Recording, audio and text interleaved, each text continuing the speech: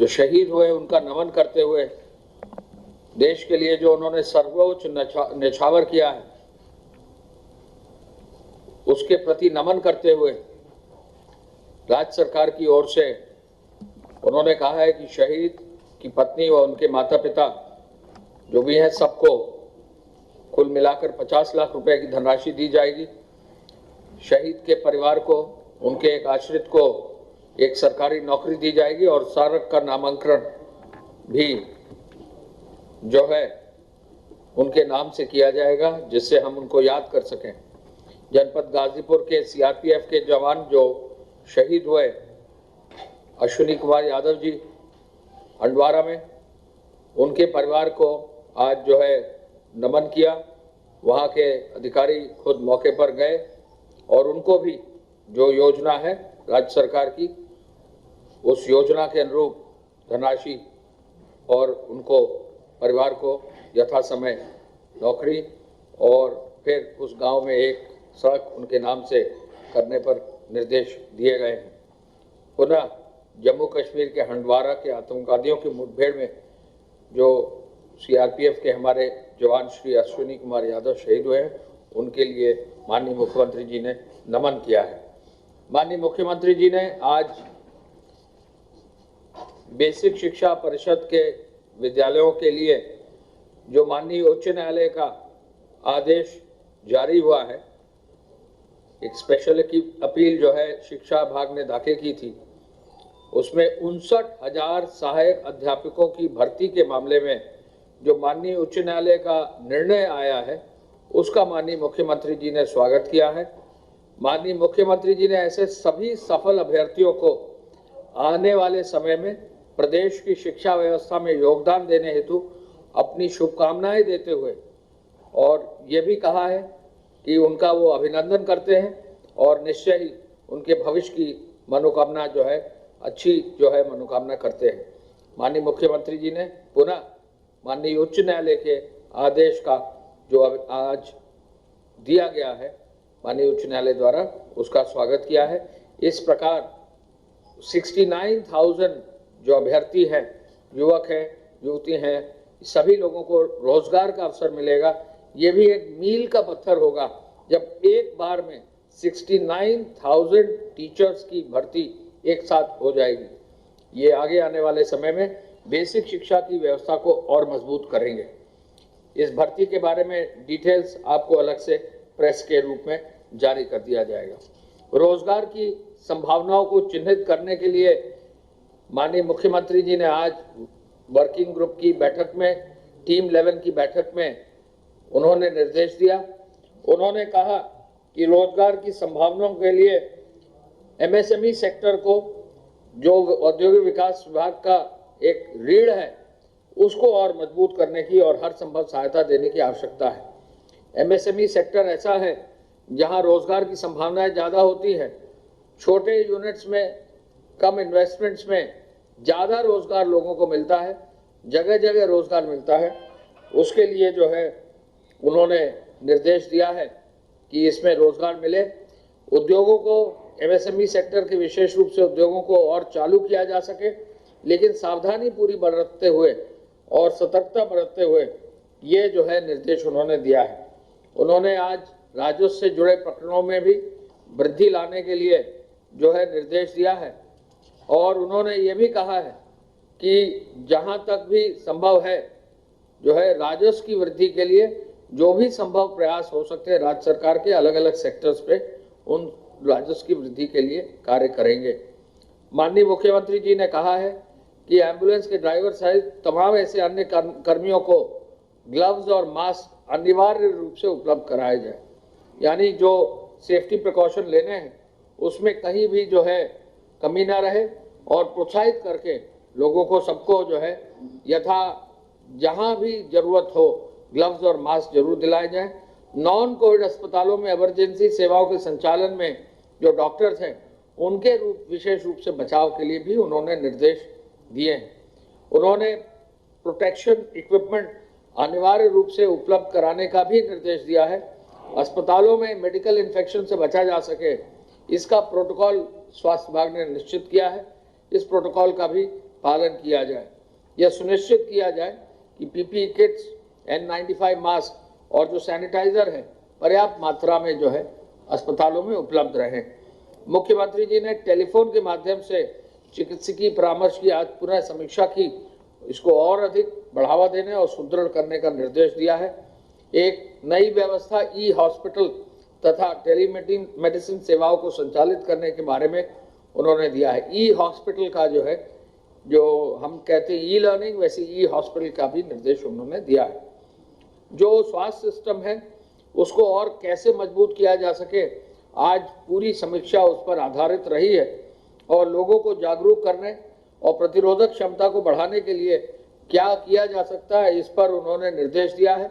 आपने कल देखा होगा कि आरोग्य सेतु कोविड ऐप जो है आयुष विभाग ने जो आयुष कवच जो है ऐप जो है आयुष कवच कोविड के नाम से जो है नया ऐप आयुष विभाग ने कल जारी माननीय मुख्यमंत्री जी के कर कमलों से किया है।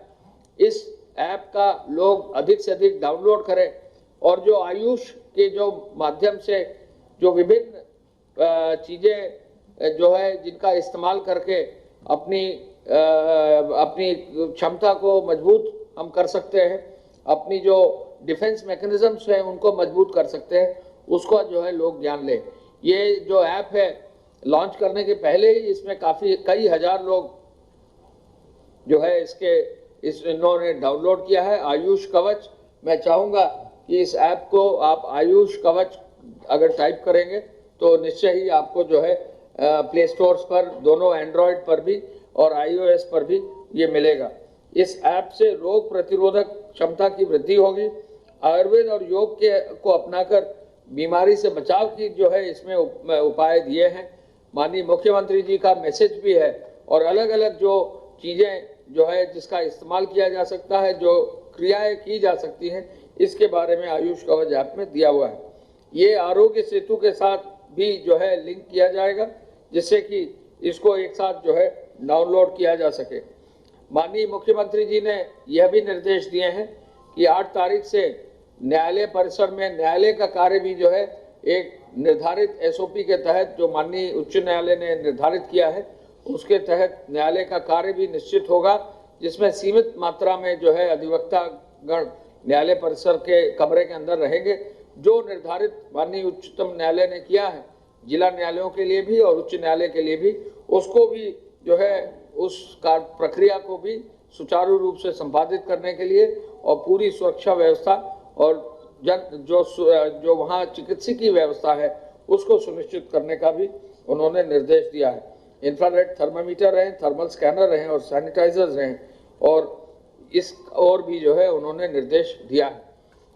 स्टेशनरी की दुकान विशेष रूप से खोलने का निर्देश उन्होंने दिया है।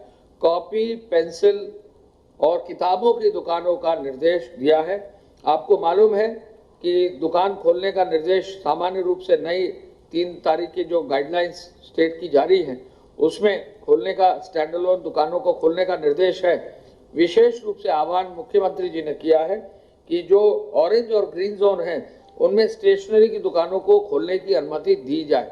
मैं पुनः रिपीट करना चाहूँगा, स्टेशनरी की दुकान जो है, किताब, कॉपी, पेंसिल और बुक स्टोर्स जो हैं उनको खोलने की अनुमति दी जाए, ऐसा निर्देश उन्होंने संबंधित जिलों को, जिला प्रशासन और सभी अधिकारियों को दिया है ऑरेंज और ग्रीन जोन में।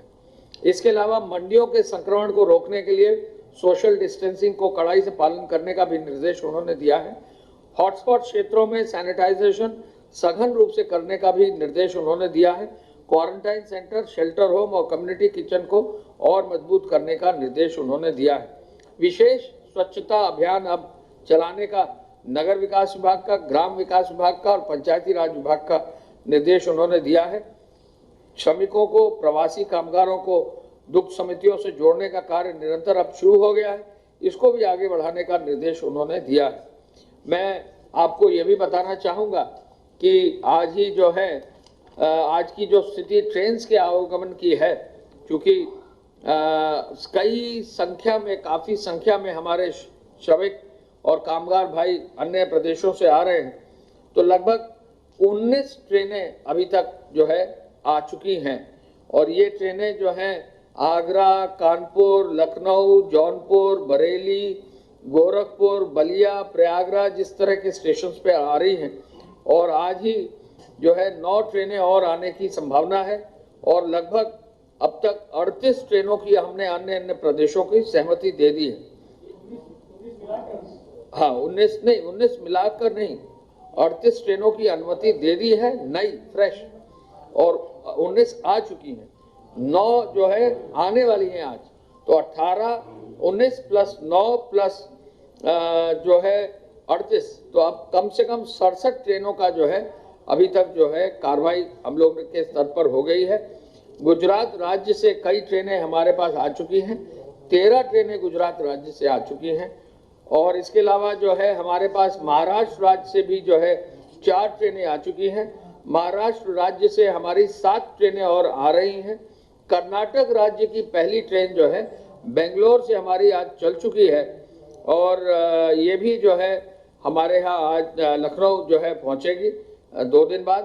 पंजाब से हमारी 4 ट्रेनें चल चुकी हैं, 2 जो है करीब के पहुँचने वाली हैं पंजाब से, ये जलंधर से, लुधियाना से चल रही हैं और आगे आने वाले समय में मोहाली से, पटियाला से भी जो है ट्रेनें चालू की जा रही हैं। कुल मिलाकर 9 ट्रेन पंजाब से लाने की अनुमति दी गई है। केरल से भी श्रमिक ट्रेन चलाने का अनुमति अब हमारी तरफ से जा चुकी है। जैसे ही वहां से ट्रेन चालू होंगी तो हम आपको बता देंगे। हरियाणा राज्य से और जो श्रमिक रह गए हैं लगभग 30,000, उनको रोडवेज की बसों से लाने का सहमति हरियाणा और हमारे प्रदेश की हो गई है। 1 दिन के अंदर संभवतः उस कार्य को भी हम शुरू कर देंगे।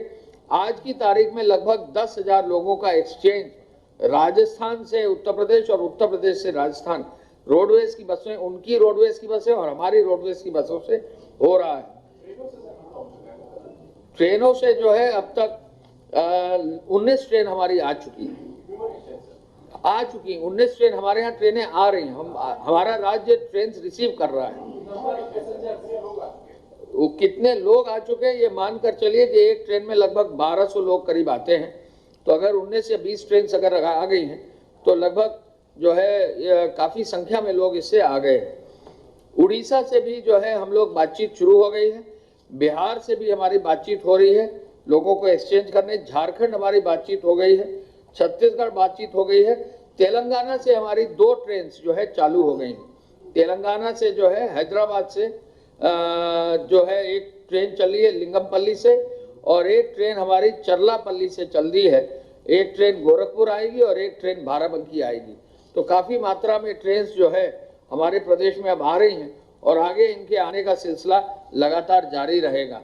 हम आपको ये भी बताना चाहेंगे जो ट्रेन आ रही हैं बहुत सुरक्षित रूप से जो है लोगों को उतार के उनका मेडिकल परीक्षण कराकर और फिर उनको भोजन कराकर उनको बसों से उनके निश्चित गंतव्य स्थल यानी उनके अपने गृह जनपद भेजा जा रहा है। गृह जनपद से फिर उनको होम क्वारंटाइन के लिए घर भेजा जा रहा है। तो एक प्रक्रिया पूरे देश में सबसे ज़्यादा संख्या अब हमारे यहाँ ट्रेन की आती चली जा रही है और ये प्रक्रिया भी हमारा प्रदेश बड़ा भी है और ये प्रक्रिया आगे बढ़ती रहेगी।